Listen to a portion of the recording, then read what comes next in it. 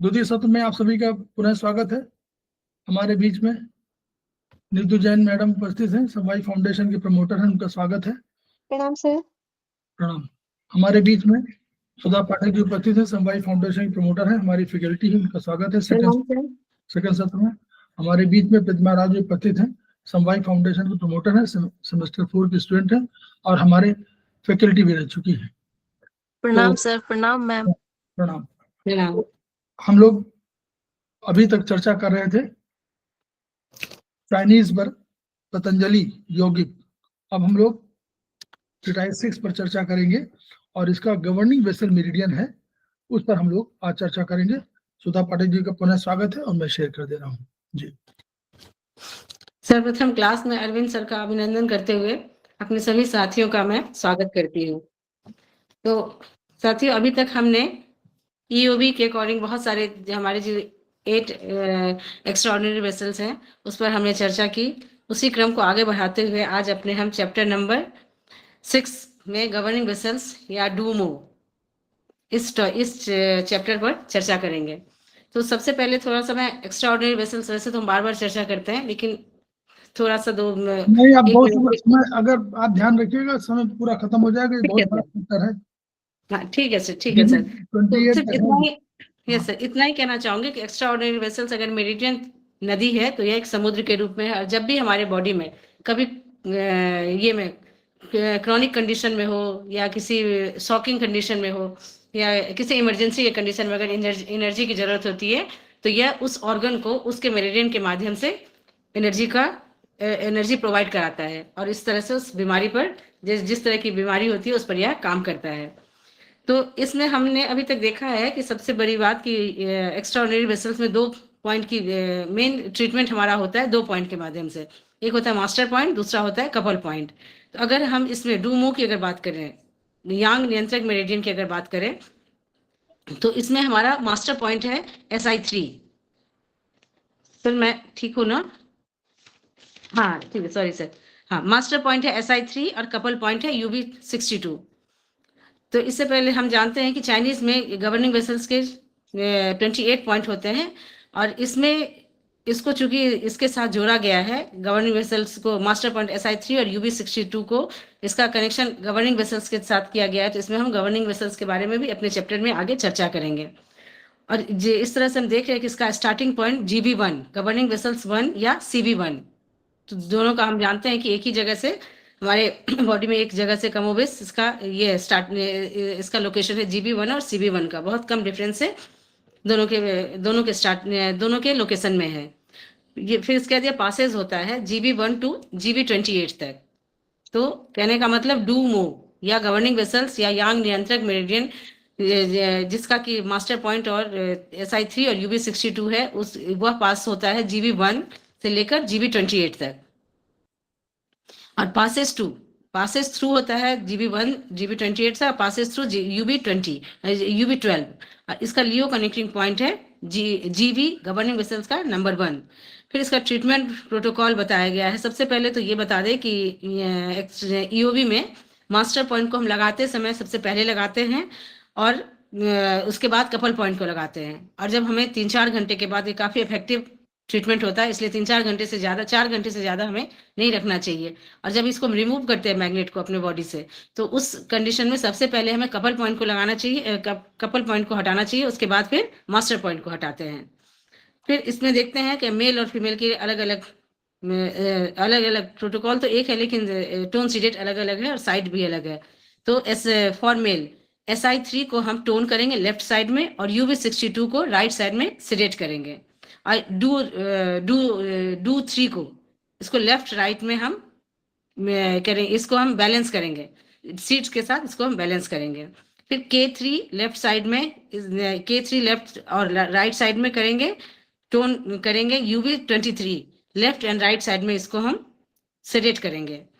फिर है for female, अगर फीमेल में इसी को लगाते हैं तो SI3 राइट साइड में टोन करेंगे, UB62 लेफ्ट साइड में हम सेडेट करेंगे। इसके अलावा LU7 लेफ्ट साइड में टोन करेंगे और K6 राइट साइड में सेडेट करेंगे। और डू 3 को हम लेफ्ट या और राइट दोनों साइड में इसको हम सिर्फ बैलेंस करेंगे।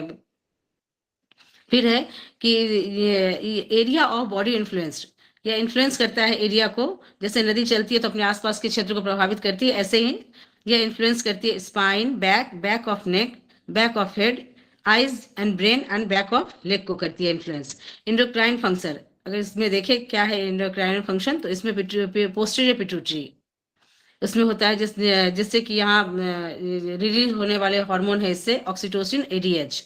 फिर इसके पाथवे को हम देखते हैं। पाथवे है main meridian pathway. Governing vessels originate on the perineum, मूलाधार से शुरू होता है, एसेंडेंट ऑफ द स्पाइन, ऊपर स्पाइन की तरफ चलते हुए, goes to the brain through occipital via जीबी16, स्पाइन से होते हुए ऊपर जाते हुए या ऑक्सीपिटल एरिया में जाकर वाया मतलब जीबी16 से होते हुए ऊपर की तरफ जाता है। इसको हम आगे पिक्चर में भी देखते हैं। It then runs up to the top of skull and descend downward the forehead and base of nose in philtrum. तो इस तरह से हम ये देख रहे हैं कि ये पूरी तरह बता रहा है कि जीबी मेरिडियन किस तरह से जा रहा है और कहाँ आकर खत्म हो रहा है। Here it meets the conceptional vessel and stomach meridian. Conceptional vessel से ये एंड पर मिलता है, ये खत्म होता है जहाँ यह वहां मिलता है, और उसके साथ साथ स्टमक मेरिडियन से भी यह मिलता है। Connecting meridian pathway from GB one, special connecting meridian goes upward along both side of the spine, इसके साथ साथ बोथ साइड ऑफ स्पाइन के साथ साथ चलता है, occipital from where is go to top of the head. मतलब ये जीबी मेरिडियन के पाथवे के बारे में बता रहा है। At the scapula a branch joint the urinary bladder meridian and upper spine. तो हम भी जानते हैं कि हमारे जीबी मेरिडियन जो स्पाइन के ऊपर ऊपर चलता रहता है, उसके दोनों साइड से urinary bladder as a guard उसकी तरफ से उसके 2-3 राउंड ये लगते हैं, 2-3 राउंड लगता है, और वह इसके बारे में यहाँ बताया गया है। अब हम अपने नेक्स्ट पेज में देखते हैं गवर्निंग वेसल या डूमो का पाथवे। तो हम अपने पिक्चर में, जैसा कि हम सभी जानते हैं इसके पाथवे के बारे में, कि ये हमारे कोसिक्स के लास्ट से शुरू होता है और होते हुए आगे बढ़ते हुए हमारे सर के ऊपर जीबी20 बिल्कुल टॉप ऑफ द हेड है। उसके बाद फिर नीचे आते हुए हमारे नोज से होते हुए अंदर की तरफ जीबी26 और जीबी27 का पोजीशन होता है। तो इस तरह से हमने इसका पाथवे देखा। फिर the luo vessels ascendant the back from GB one and parallel lines. फिर है anterior starts from uterus passes CV one GB one. Anterior branches follow the renmai and passes to the genital organ. तो ये दोनों का ही सीबी1 जीबी1 दोनों का ही जेनाइटल ऑर्गन से स्टार्टिंग है। Symptom of hypo active governing vessels. Hypo active अगर है, हाइपर एक्टिव अगर गवर्निंग जीबी मेरिडियन है, गवर्निंग वेसल्स है, तो उसका क्या सिम्टम है? पीठ में कड़ापन, स्टिफनेस ऑफ बैक और ओपिस्टोटोन्स धनुर्वात, शरीर के पीछे की ओर झुककर अकड़ जाना। इसके बाद है सिम्टम ऑफ हाइपो एक्टिव, अगर कम है, अगर एक्टिव हाइपो एक्टिव है तो इसका लक्षण है हैवीनेस इन हेड, डेज, टकटकी लगाकर किसी चीज को देखते रहना, dizziness, epileptic seizures, meningitis, encephalitis, incontinuous of urine. फिर है इनफर्टिलिटी ऑफ वुमेन की बात करें, इनफर्टिलिटी ऑफ वुमेन, और fever, contractures of the limbs, हाथ पैरों में ऐंठन होना, कोलिस या constipation and haemorrhoids. Function and clinical use of governing vessels, यान नियंत्रक के कार्य और उपचार। इसमें the governing vessels is called the sea of yang channels. हम जानते हैं कि sea of yang channels governing vessels है। तो इसमें है इट इन्फ्लुएंस, इसमें जितने भी है LI, SI सभी को कंट्रोल करता है। It as influence all yang meridian and hence it can be use to strengthen the yang of the body. It can strengthen the spine and back. It tonify the kidney yang and back. Kidney yang और back को पीछे को यह strengthen करता है। फिर है it nourish the bone marrow, brain and spine, bone marrow, brain and spine को यह नरिश करता है। फिर है hence treat is meridian to problem of red blood cells, blood cancer, mental problem, spinal problem. तो यह इतना इंपॉर्टेंट मेरिडियन या वेसल्स है। इट एक्सपेल एक्सटर्नल विन को हटाता है। सिम्टम ग्रेटर यांग स्टेज, इसमें स्मॉल इंटेस्टाइन और यूरिनरी ब्लैडर एक्सेस में आता है। SI3 और यूरिनरी ब्लैडर UB62 इसके ये कर रहा है। 6 की के अकॉर्डिंग स्मॉल इंटेस्टाइन और यूरिनरी ब्लैडर चैनल को एक्सेस करता है, ग्रेटर यांग स्टेज। फिर है fever, fever, runny nose, headache, sir दर्द या स्टिफनेस, नेक का अकड़ा होना। फिर सेकंड नंबर पर है इसमें, सेकंड नंबर पर है इट, 6 नंबर पर यह सबड्यूस इंटरनल विंड, इंटरनल विंड को भगाता है। 5th नंबर पर हमने देखा था एक्सपेल एक्सटर्नल विंड, और यह है सबड्यूस इंटरनल विंड। सिम्टम डिजीनेस, ट्रेमंडस या कलवंसन, ट्रेमंडस कलवंसन, फिर epilepsy, sequence of wind stroke, वात घात का अनुप्रभाव होना, ऐसे कंडीशन में इसको यूज करेंगे। इंटरनल विंड अटैक को गहराई एवं गंभीरता के अनुसार 2 भाग में बांटते हैं, internal wind attack attacking the meridians और internal wind attacking on the organs. जब मेरिडियन पर आक्रमण करती है तो इसके लिए ग्रेजुअल ऑनसेट होता है, फिर माइल्ड मैनिफेस्टेशन होता है। हेमिप्लेजिया, जब माइल्ड मैनिफेस्टेशन के अंतर्गत ये सिम्टम दिखते हैं, hemiplegia, numbness, deviated eye and mouth, blurred speech due to stiffness of the tongue. देखिए इसमें प्रश्न जो प्रश्न आता है इसके बारे में, गवर्निंग वेसल जो है स्पाइन को, अगर स्पाइन की ट्रीटमेंट करना है तो गवर्निंग वेसल को ट्रीटमेंट आप करेंगे, ये ध्यान रखिएगा, ये प्रश्न जो आएगा। दूसरा, किडनी यांग को टोनिफाई करती है, यानी जब कभी किडनी यांग की जरूरत पड़े आपको, किडनी यांग लगाना है, तो जो किडनी यांग आप डिफिशियंसी वाले लगाते हैं तो उस ये वाला उसी से जुड़ा हुआ है, तो यानी इसको भी आप हम लोग ट्रीटमेंट कर सकते हैं, ये ध्यान रखिएगा अलग अलग चीजों का, क्योंकि हम लोग भूल जाएंगे ना उस समय। तो किडनी यांग वहां लगाते हैं, तो किडनी यांग का भी पॉइंट है, टोनिफाइज लिखा हुआ है ना, किडनी यांग 3 नंबर पे वही पढ़ाया आपने। तो किडनी की फंक्शनिंग आपका ठीक नहीं है तो आप इसको तुरंत ठीक करिए, यहाँ पर इसको टोनिफाई करेंगे तो किडनी फंक्शन ठीक होगा। फिर उसके बाद जो है जो कंसेप्ट है, जब शुरू में एक्सटर्नल, ये वाला बता दो मैडम, अब चिंता मत करिए, ये वाला एक्सटर्नल विंड वाला जो खुला हुआ है। हाँ ठीक है सर, मुझे टाइम नहीं था, ठीक है सर। एक्सटर्नल टाइम है, ठीक है सर। एक्सटर्नल विंड चर्म के माध्यम से शरीर में प्रवेश करती है। जानते हैं कि हमारे स्किन के माध्यम से एक्सटर्नल विंड बॉडी में प्रवेश करती है। रोगी को ठंड तथा हवा अगर अच्छी नहीं लगती है, ऐसे कंडीशन में रोगी बाहर नहीं जाना चाहता है, छींके एवं खांसी आने लगती है, नाक बहने तथा सफेद बलगम निकलने लगता है। एक्सटर्नल विंड तथा शरीर के डिफेंसिव की आपस में लड़ते हैं। एक्सटर्नल विंड जब बाहर से अटैक करता है तो हमारे शरीर का जो अपना डिफेंसिव की है वो आपस में लड़ते हैं, रोगी को ज्वर, जिसकी वजह से रोगी को ज्वर हो जाता है। तभी हम सुनते आए कि फीवर कोई बीमारी नहीं है, बल्कि वह हमारे बॉडी की किसी खराबी को दिखाती है कि कुछ प्रॉब्लम आई है।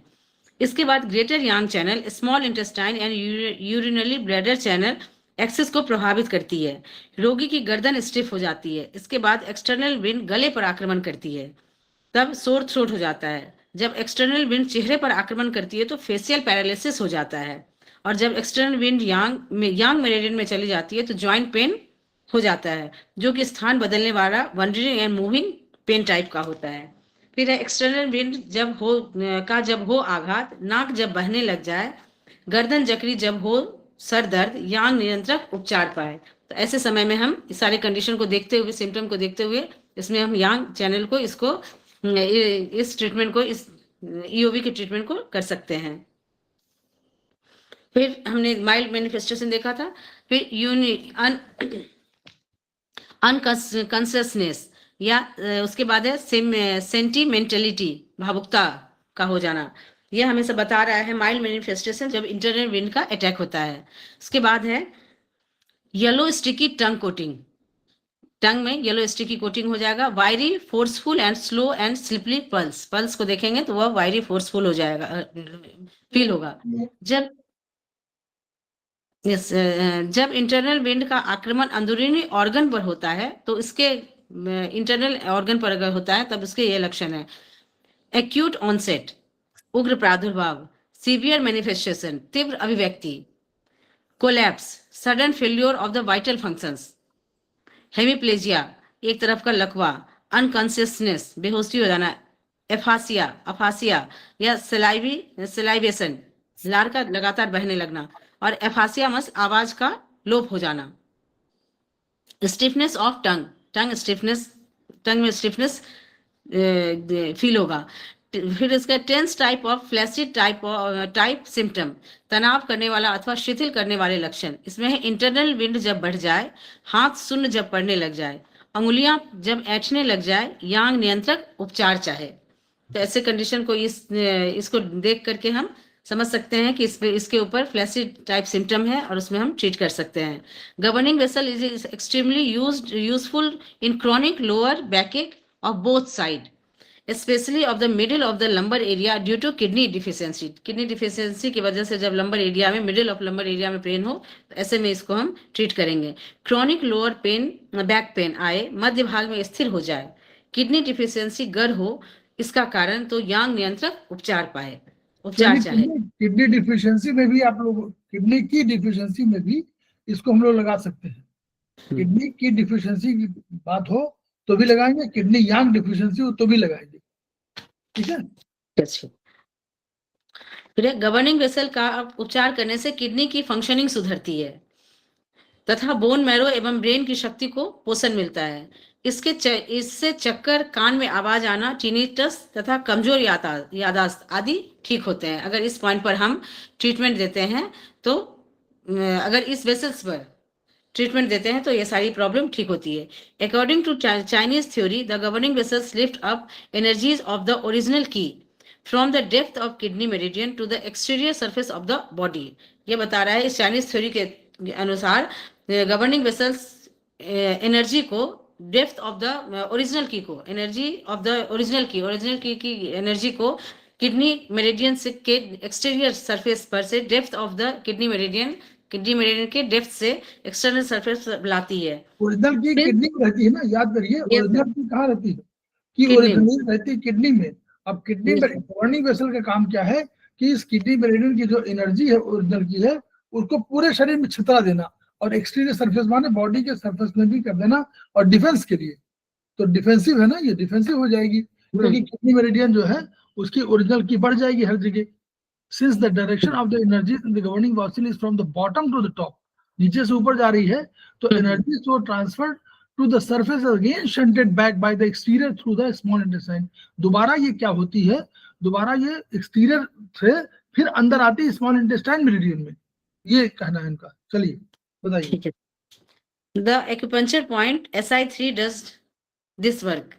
मतलब ये बता रहा है कि SI3 small intestine meridian from the upper members on to the depth से जो ये निकालती है, top the energy vessels of the bottom of the top, the energy so transfer to the surface is again shunted back by the exterior through the small intestine from the upper members onto the depth। The acupuncture point SI3 does this work।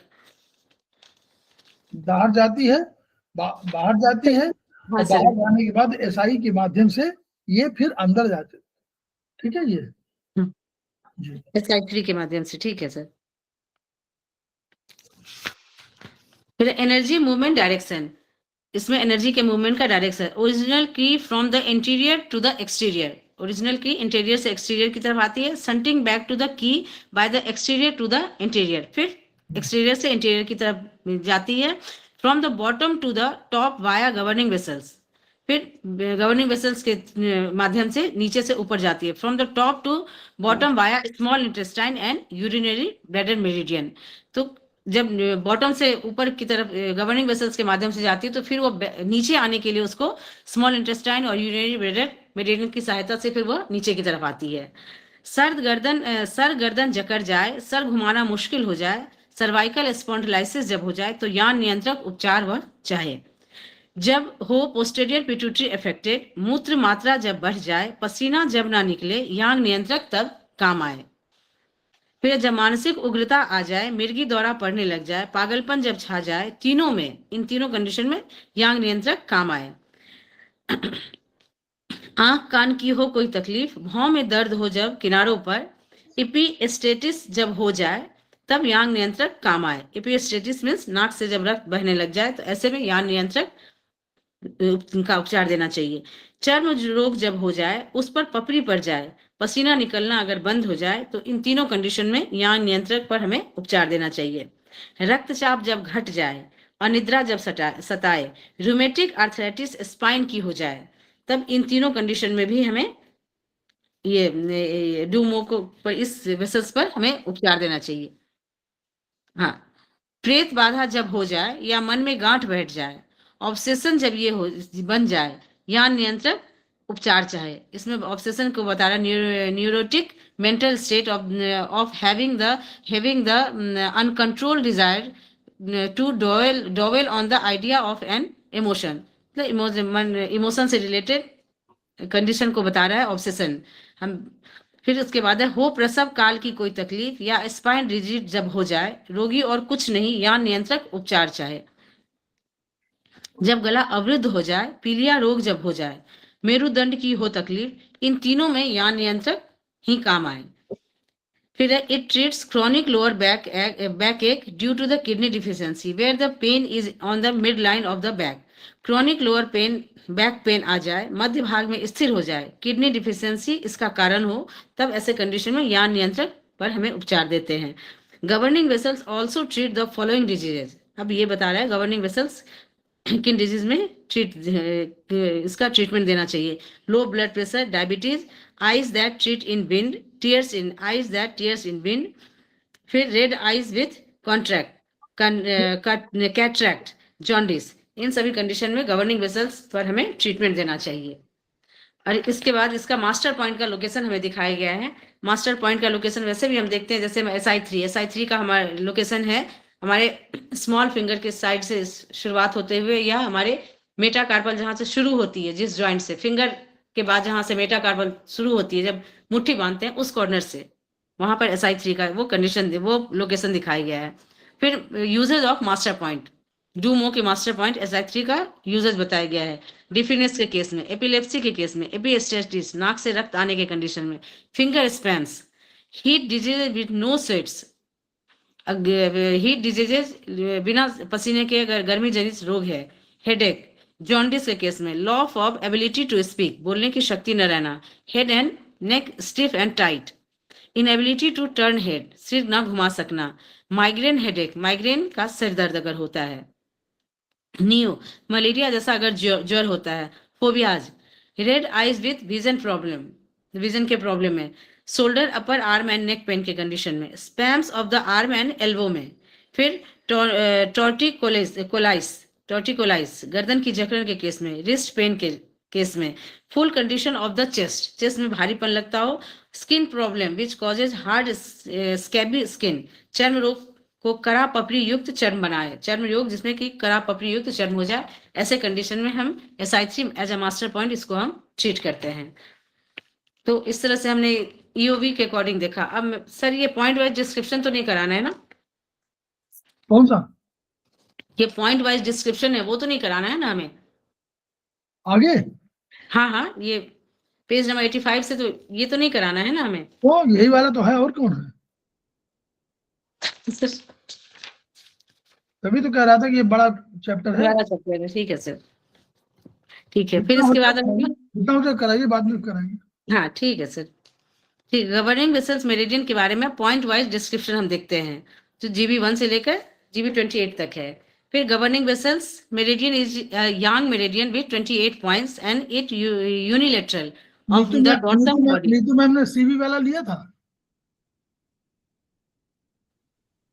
Neetu ma'am ji sir मैंने लिया था CV वाला। CV वाले में पूरा सब बताया गया था ना, याद करिए। जी सर। हाँ, ये तो उसको शामिल, तभी तो मैं कह रहा था गवर्निंग वेसल बहुत बड़ा चैप्टर है, लेकिन 2 में आएगा। अभी जितना हो जाएगा कर लेंगे, अगली बार फिर देंगे। हाँ, इसलिए मैं कंफ्यूज हो गई, मुझे लगा शायद यहीं तक कराना होगा। ठीक है सर। नहीं, क्या बात कर रहे हैं, ये पहली बार करा चुके हैं इसको। गवर्निंग वेसल, हाँ आप बता रहे सर? नहीं, चलिए। ठीक है sir. Governing vessel meridian is a yang channel with 28 points unilateral on dorsum of body, it also called dumo meridian. Sign and symptom of disorder of the governing vessel meridian. डूमाई भी लिखते हैं कहीं, सुन लीजिए, आपके कभी आप देखेंगे, कभी लिटरेचर में कहीं होगा तो डूमाई भी लिखा रहता है, DUMAI भी लिखा हुआ है, डूमाई। हाँ, तो डूमो भी, डूमाई भी, मतलब जैसा लिखा हो, कहीं लिखा होगा तो डूमाई भी लिखा होगा, इसलिए बोल रहा हूँ। तो अगर इसमें लंबर सेक्रेल क्षेत्र में कोई प्रॉब्लम आती है तो जो भी है इस गवर्निंग वेसल मेरिडियन को और कंसेप्शन वेसल मेरिडियन को बहुत ध्यान से सुनिए, बहुत महत्वपूर्ण मेरिडियन है, कंट्रोलिंग मेरिडियन है, इनका यूज बहुत अच्छा है, उसको जरूर ध्यान से सुनिए।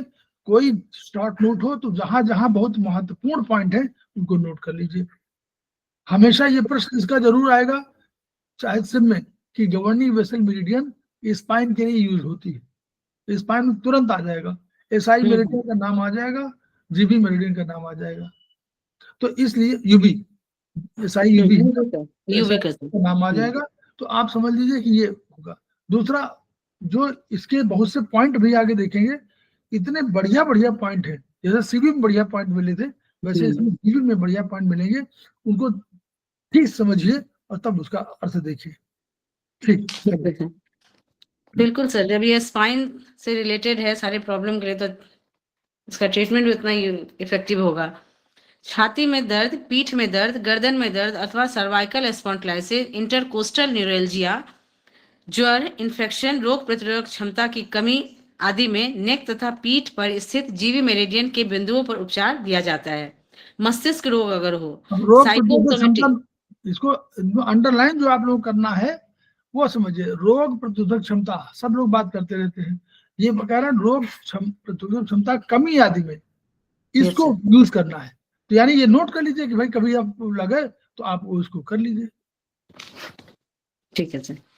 फिर अगर मस्तिष्क रोग हो, साइकोसोमेटिक अथवा न्यूरोलॉजिकल गड़बड़ी हो, सर दर्द हो, माइग्रेन आदि में सर पर स्थित जीवी मेरिडियन के बिंदुओं पर हमें उपचार देना चाहिए।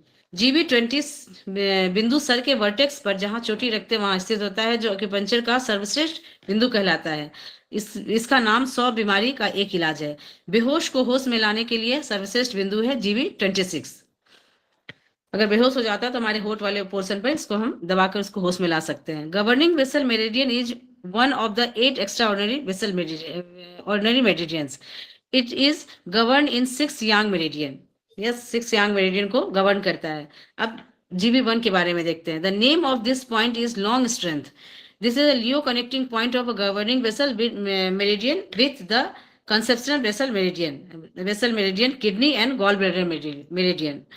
इस बिंदु का नाम शक्ति और वृद्धि है। जब शरीर में आगे ऊर्जा कंसेप्शनल वेसल में बढ़ जाए, जिससे छाती पेट में तनाव पैदा हो जाए, पीठ में ऊर्जा घट जाए और रोगी के कंधे तथा पीठ पीछे की ओर तन जाए और रोगी को सर में चक्कर आते हो, तो इस बिंदु पर हमें उपचार देने से ऊर्जा कंसेप्शनल वेसल मेरिडियन से गवर्निंग वेसल मेरिडियन में ट्रांसफर हो जाती है, होकर शरीर के आगे भाग में आती है और पीछे के भाग की ऊर्जा का संतुलन होकर उपरोक्त जितने भी बीमारी बताए गए हैं उसमें यह लाभ देता है। फिर हमें GB1 और CB1 के लोकेशन के बारे में पिक्चर में दिखाया गया है। फिर इफेक्ट ऑफ स्टिमुलेटिंग, GB1 को हम स्टिमुलेट करते हैं, यह किडनी तथा लोअर बार्मर यानी नाभि से पांव तक यीन ऊर्जा को बढ़ाता है, शरीर के आगे पीछे की ऊर्जा को व्यवस्थित करता है। डॉक्टर देवेंद्र बोरा ने अपनी पुस्तक में लिखा है कि जननेंद्रियों तथा मासिक संबंधी रोगों में इस बिंदु पर रबर की बाल रखकर 10 मिनट तक बॉल सिटिंग करने से लाभ मिलता है। As a local point, it treats prolapse of anus. Prolapse of anus के रूप में लोकल पॉइंट के कंडीशन में लोकल पॉइंट के रूप में इसको हम यूज कर सकते हैं।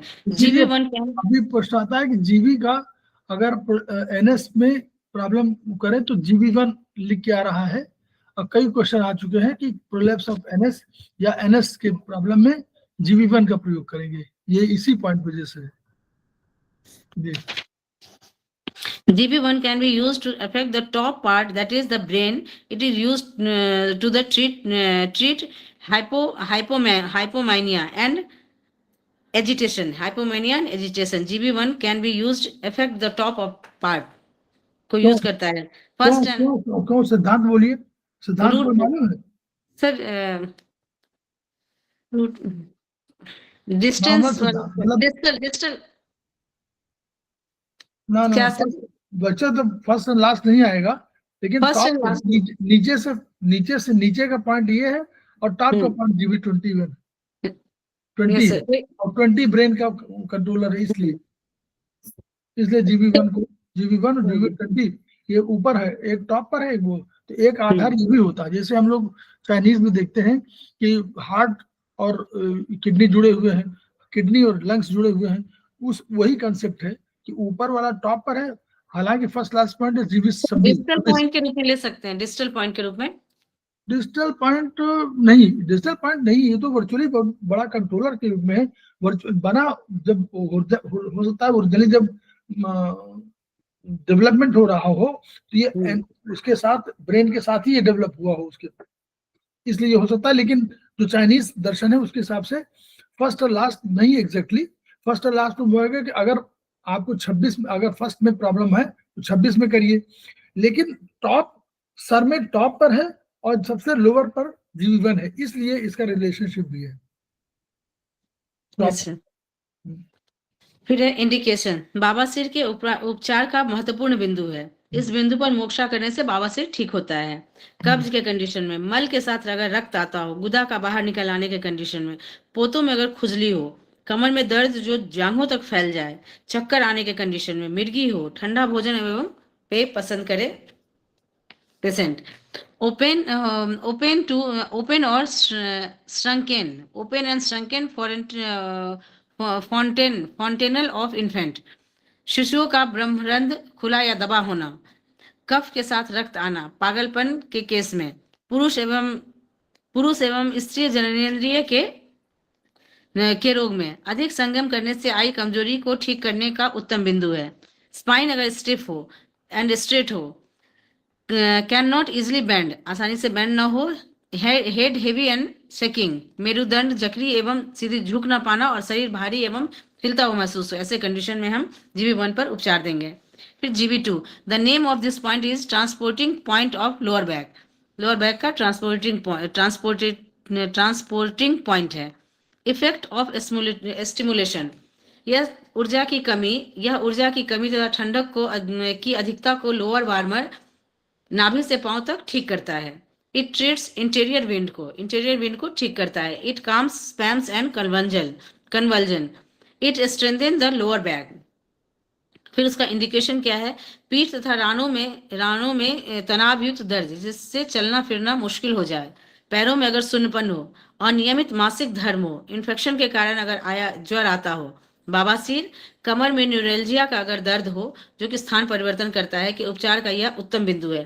बवासीर के उपचार के लिए भी है, इस बिंदु पर हमें मोक्षा देना चाहिए। This is a major point of treatment of epilepsy का उपचार करते समय जीवी2 पर ऊपर की ओर देना चाहिए ताकि सेंसेशन ऊपर सर तक जा सके। सर इसका मतलब क्या हो, एपिलेप्सी का जीवी2 पर ऊपर की ओर देना चाहिए? प्रेशर पॉइंट की बात कर रहे होंगे तो प्रेशर पॉइंट नीचे से ऊपर की ओर दीजिए। अच्छा ठीक है। जीवी3, the name of this point is lumbar yang gate. Effect of stimulation, lower warmer में नाभि से पांव तक ऊर्जा की कमी को ठीक करता है। It strengthen lower back and leg.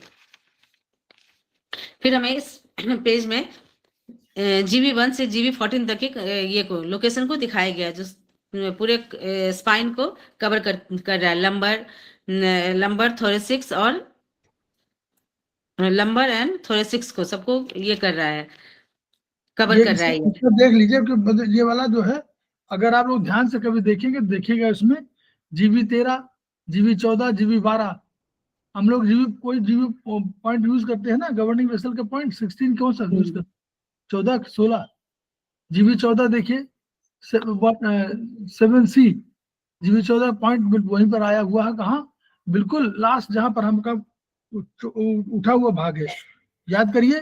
और यहीं पर कोई प्लेक्सस है, ये 7C लिखा है ना, 1D लिखा है, तो 1D यहीं पर आता, जो पीठ में आपका जो उठा हुआ भाग सर्वाइकल के बाद जो दिखा हुआ वही वाला है, और ये बहुत बड़ा कौन सा प्लेक्सस का पॉइंट है, इसीलिए जीवी14 बहुत महत्वपूर्ण है। Sir sacral plexus? ना ना ना, ये तो वो है सर्वाइकल प्लेक्सस, नहीं सैक्रल नहीं, वो होगा सैक्रल नहीं, सर्वाइकल प्लेक्सस के बाद उसमें आया है ब्रैकियल प्लेक्सस, ब्रैकियल प्लेक्सस है ये। ब्रैकियल, ठीक है सर। हाँ ब्रैकियल है, सर्वाइकल तो 4 तक है, C4 तक है, उसके बाद ये आ गया है ब्रैकियल प्लेक्सस। तो ब्रैकियल प्लेक्सस का पॉइंट है, तो प्लेक्सस हम समझ सकते हैं क्या है, ब्रेन का। जीवी14 इसलिए बहुत इंपॉर्टेंट माना जाता है ना, याद करिए,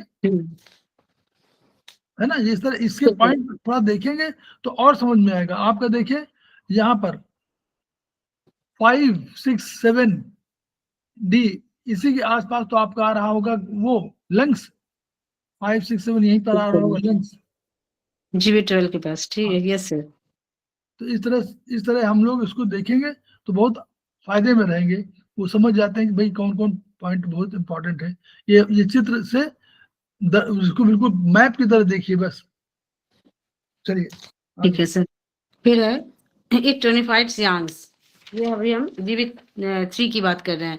इसका इंडिकेशन है पैरों का सुरपन तथा लकवा, घुटना मोड़ने में अगर परेशानी हो, कोसिक्स में अगर दर्द हो, स्थान परिवर्तन करने वाला अगर बात दर्द हो, जननांगों की चोट, दर्द तथा सभी प्रकार के रोगों का उपचार का यह उत्तम बिंदु है। इस बिंदु पर मालिश करने से भी लाभ होता है। जीवित 3 पर it is a important point for weakness of leg and atrophy syndrome. It treats lower back ache due to the kidney yang deficiency. फिर है GV4। जो नोट करिए, it is an important point for weakness of legs in atrophy syndrome. कभी कभी आपको दर्द इतना हो जाता है या वीकनेस इतनी हो जाती है कि कहते हैं कि हम चल नहीं पा रहे हैं, तो इस वाले पॉइंट को यूज कर सकते हैं। मतलब ये यहीं से नीचे ना बहुत से पॉइंट आते हैं कि भाई वीकनेस क्या है, तो हम लोग स्क्रीन पे लगा दे रहे हैं। तो जीवी3 में एक पॉइंट है, तो वीकनेस ऑफ लेग्स में हम हमेशा जो है, तो वीकनेस हो तो आपको टोन कर दीजिए। It treats local back ache due to kidney yang deficiency. Kidney yang deficiency वाले पॉइंट जितने देखिए, किडनी यांग डिफिशियंसी के लिए बहुत बढ़िया वो पॉइंट है। तो किडनी यांग डिफिशियंसी लगा रहे हो तो इसको भी आप कर दीजिए साथ में। गवर्निंग वेसल या हो सकता है उसमें पॉइंट कहीं हो, किडनी यांग में होगा नहीं है, शायद यांग में नहीं है।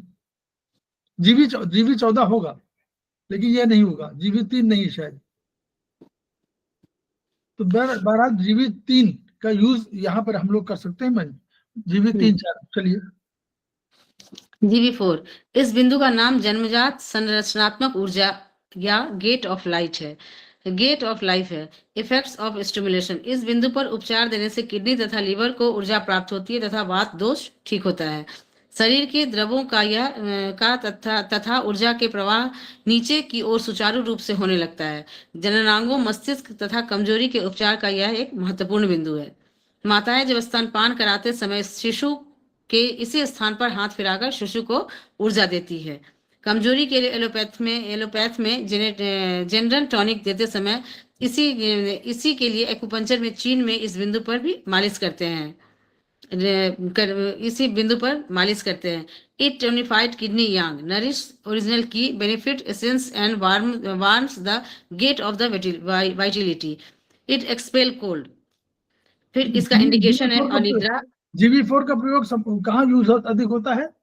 जीवी4 CV4 टोनिफाइज किडनी यांग यूज होता है ना, ये जीवी4 CV4 दोनों यूज होता है सर, है ना। तो इसीलिए ये जो जनरल टॉनिक है जीवी4 वहीं पर ज्यादा बात करिए। जीवी4 और जीवी कुछ लोग बोलते हैं जीवी 5.5 में कौन सा है, किडनी का कौन सा पॉइंट है सर? जी सर, ओरिजिनलीज। जी सर, ओरिजिनल की है। हाँ, ओरिजिनल की का पॉइंट है ना, वही लिखा हुआ है, जन्मजात संरचनात्मक ऊर्जा, गेट ऑफ लाइफ, वाइटलिटी के लिए। इसलिए जीवी4 की इंपॉर्टेंस यहाँ पर है। ऐसे एक एक पॉइंट को समझ लीजिए तो उससे क्या होगा, हमेशा आपको याद रहेगा जीवी4 कितना इंपॉर्टेंट है। गेट ऑफ लाइफ है और गेट ऑफ वाइटलिटी है। देखिए गेट ऑफ वाइटलिटी लिखा हुआ है, gate of life, gate of vitality, tonifies kidney yang, nourishes original qi. Original qi कहाँ है, की ओरिजिनलीज वही जीवी4 पर है। तो ये पॉइंट सबको मालूम है और यही, और आगे सामने CV4 है। इंडिकेशन अनिद्रा, पुरानी बवासीर, कमजोरी, कमर दर्द में जो पेट तथा जांघों तक चला जाए, पेट गुरगुराना, पतले दस्त होना तथा मिर्गी, सर का हिलना, कान का बहरापन तथा कान में आवाज आना, भय से अकरन, मुंह खुला हुआ, सर में भयंकर दर्द हो, बिना पसीने के उच्च ज्वर जिसमें रोगी को लगे कि आग पर सोया हुआ हो। फिर किडनी में ऊर्जा की अगर कमी के कारण अगर ज्वर आता है, जब व्यक्ति अति शारीरिक तथा मानसिक कमजोरी अनुभव करे तो इस बिंदु पर मालिश करना चाहिए। जब शिशु को मस्तिष्क ज्वर, मेनिंजाइटिस का तीव्र दौरा पड़े तो डॉक्टर के आने से पहले फर्स्ट एड के तौर पर इस बिंदु पर जोर जोर से हमें मालिश करना चाहिए। जीवी4 के पॉइंट पर। GV4 यांग डिफिशियंसी से आई इंटीरियर कोल्ड को निकालने का खास बिंदु है। यह इंटीरियर कोल्ड शरीर से अलग अलग स्थानों में हो सकता है। जब यह कोल्डनेस स्प्लीन में हो तो क्रॉनिक डायरिया हो जाता है, तथा जब कोल्डनेस यूबी में हो तो बहुत ही अधिक मात्रा में पेशाब होने लगता है, तथा रोगी पेशाब रोक नहीं पाता है, तथा कभी कभी बेड वेटिंग भी हो जाता है। जब यह कोल्डनेस आंतों में हो तो पेट दर्द, यूट्रस में दर्द, बांझपन तथा मासिक धर्म के समय काफी दर्द होता है। इन सबके लिए उपचार हमें GV4 पर देना चाहिए। फिर GV5, इस बिंदु का नाम लटकता हुआ फलक्रम है। इफेक्ट ऑफ स्टिमुलेशन, इस बिंदु पर उपचार देने से हृदय का फैलाव डायस्टोल तथा क्रिया एक्शन बढ़ जाता है। पीठ में ऊर्जा नियमित, संतुलित तथा सुचारू रूप से होता है, तथा वात दोष एवं कफ दोष दोनों ही निकल जाते हैं। मस्तिष्क, एरोटा, पेरिटोनियम, किडनी तथा जननांगों पर इस बिंदु का महत्वपूर्ण प्रभाव होता है।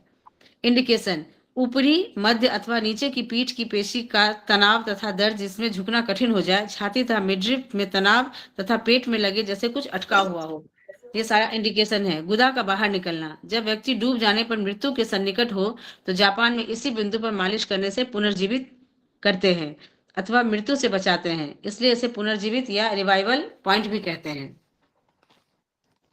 GV6, यह बिंदु थोरेसिक्स 11 से जरा नीचे होता है, इसे स्पाइन का केंद्र बिंदु भी हम कहते हैं। इफेक्ट ऑफ स्टिमुलेशन, इस बिंदु पर उपचार देने से स्प्लीन मेरिडियन में ऊर्जा बढ़ती है तथा कफ दोष निकल आता है, तथा स्प्लीन में अथवा स्प्लीन मेरिडियन में होने वाला दर्द भी ठीक हो जाता है।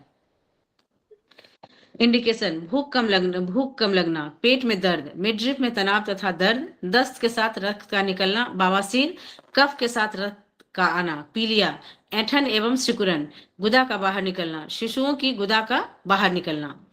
फिर GV7, सर अभी आगे चले ना? साथ चलिए, अभी चल रहा है, अभी तो बाकी है थोड़ा 2-4। यह बिंदु थोरेसिक्स 10 के जरा सा नीचे स्थित होता है। इफेक्ट ऑफ स्टिमुलेशन, इस बिंदु पर उपचार देने से स्प्लीन तथा स्टमक मेरिडियन में ऊर्जा बढ़ती है तथा कठिन कफ दोष निकलता है, इससे लिवर मेरिडियन में भी ऊर्जा इससे बढ़ती है। इंडिकेशन, लॉइंस में तनाव तथा दर्द जिससे मुड़ने में परेशानी हो, पीलिया के साथ पेट में तनाव तथा मिडरिप में ऊर्जा बढ़ने के कारण अगर दर्द होता हो, उल्टी के कंडीशन में, जीभ में करापन हो और आंखों से अगर कम दिखता हो। GV8, इस बिंदु का नाम सिकुड़ी हुई नसें या टेंडर स्पैम्स कहते हैं। यह बिंदु थोरेसिक्स 9 के जरा सा नीचे स्थित होता है। इफेक्ट ऑफ स्टिमुलेशन, इस बिंदु पर उपचार देने से नसों की सिकुड़न ठीक होती है तथा लिवर मेरिडियन में ऊर्जा सुचारू होता है। नसों में इंडिकेशन, नसों में सिकुड़न के कारण होने वाले निम्नलिखित रोग है: आंखों के ऊपर की ओर चढ़ जाना अथवा एक तरफ चले जाना, मिर्गी, पागलपन, बरबराना, गर्दन, पीठ की पेशी का खिंचाव, मिडरिप में दर्द, नाभि में दर्द, जीभ की सिकुड़न अथवा आवाज का लोप हो जाना, सर एक तरफ को घूम जाए, चलते समय लड़खड़ाना। GV9, यह the name of this point is reaching yang, यह बिंदु थोरेसिक्स 7 से के थोड़ा सा नीचे स्थिर होता है। इफेक्ट ऑफ स्टिमुलेशन, यह बिंदु पर उपचार देने से गॉल ब्लैडर से पित्त निकलता है तथा लीवर, स्प्लीन, पैंक्रियाज, स्टमक और इंटेस्टाइन की क्रिया को भी यह बढ़ाता है। शरीर के केंद्र की ऊर्जा, अभी तक जो देखिए स्टमक और स्प्लीन था ना, देखिए याद करिए, पहले वाले में स्टमक स्प्लीन था, अब ये और ऊपर बढ़ रहा है तो ऊपर लीवर की तरफ आने लगा, liver, spleen, pancreas, stomach, intestine. तो ये पॉइंट जरूर आप वैसे देखिए, कभी और कुछ नहीं होता तो इन वाले पॉइंट पर आप मेथी लगा देंगे तो भी कहीं ना कहीं उसकी क्रिया ठीक हो जाएगी। ये पॉइंट कहने का, शरीर के केंद्र की ऊर्जा को संतुलित करता है तथा वात दोष को यह निकालता है, जठराग्नि को बढ़ाता है। It opens the chest and diaphragm. Indication है मिडरिप, छाती, फ्लैंक्स तथा सेंटर ऑफ बॉडी में तनाव तथा दर्द, वजन कम होते जाना, भूख घट जाना, पैरों का लकवा, पीठ की पेशी का तनाव, हाथ पैरों की सूजन, पीलिया, गहरी सांस न ले पाना, बोलने में अगर कठिनाई हो, पैर का ठंडापन जिससे कि पाचन घट जाए, या इंटरकोस्टल न्यूरल्जिया। GV10, इस बिंदु का नाम रचनात्मक शक्ति की छत है। यह बिंदु थोरेसिक्स थोरेसिक 6 के मनके से थोड़ा सा नीचे होता है। इफेक्ट ऑफ स्टिमुलेशन, इस बिंदु पर मालिश करने से धमनियों में तनाव बढ़ता है। इससे पहले गुदा की प्रक्रिया सुधरती है और फिर उसमें एड्रिनल का स्राव सुधार कर धमनियां ठीक होती हैं। केंद्र की ऊर्जा बढ़ाकर शक्ति प्रदान करता है। जब केंद्र मजबूत होता है तो शरीर के ऊपर तथा नीचे के भाग भी व्यवस्थित हो जाते हैं। पल्मोनरी ट्यूबरकुलोसिस, टीबी के उपचार के लिए यह स्पेसिफिक पॉइंट है। इंडिकेशन, इन्फ्लुएंजा समान ज्वर के लक्षण जिसमें पसीना न आए, पीठ तथा गर्दन की पेशियां अकड़ी हुई, खांसी, सांस कष्ट आदि के साथ तीव्र अगर ज्वर हो, शरीर में कहीं भी अल्सर हो तो इस बिंदु पर हमें उपचार देना चाहिए। शरीर में सूजन जब कई स्थान पर हो तो इस बिंदु पर हमें उपचार देना चाहिए। एनीमिया के कारण जब सांस और हृदय कम काम करने लगे और व्यक्ति अत्यधिक कमजोरी महसूस कर बेहोश हो जाए तो इस बिंदु पर हमें उपचार देने से वह ठीक होता है। स्पेशल नोट, इस बिंदु पर केवल मालिश के द्वारा अथवा दबाकर उपचार देना चाहिए। निडलिंग अथवा मोक्सा नहीं करना चाहिए। ठीक, जी बस यस, ठीक है, हम लोग ठीक है यही पे हम लोग रोक देते हैं। ठीक है सर। 11 तक याद रखिए, 11 तक है, उसके बाद फिर आगे। हाँ, थैंक यू सुधा, बहुत ही क्लास थी। Thank thank you, you so ma'am. Much. Thank you आप लोगों को भी। तो हम लोगों को खेमका सर के सपनों को पूरा करने के लिए अधिक पढ़ना है, अधिक समझना है और अधिक ट्रांसफर करना है। जितना ट्रांसफर करेंगे उससे हमारी थेरेपी बढ़ेगी और उस थेरेपी का प्रचार अधिक होगा और तब खेमका सर के सपने पूरे होंगे। Each one reach one, each one treat one, each one teach one. इन्हीं शब्दों के साथ हम लोग इसको अभी समाप्त करते हैं। कल हम लोग क्लासेस, कल भी तो है, कल जी सर। नीतू जयंती।